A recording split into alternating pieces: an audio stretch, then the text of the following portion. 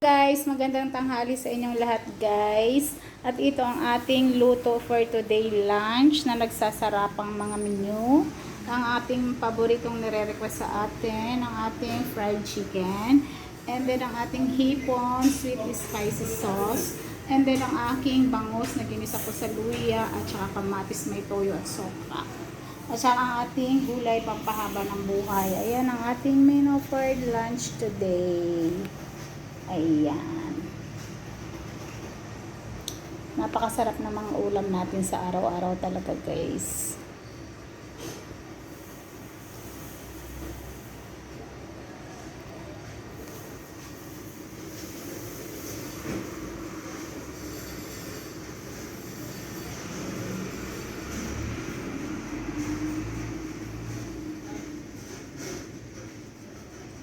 Masarap nito guys, promise. Sweet spicy sauce.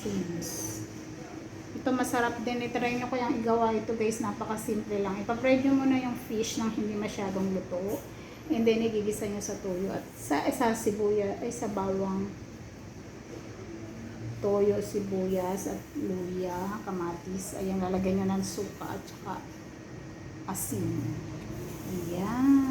Ito guys. Sarap ng ating fried chicken.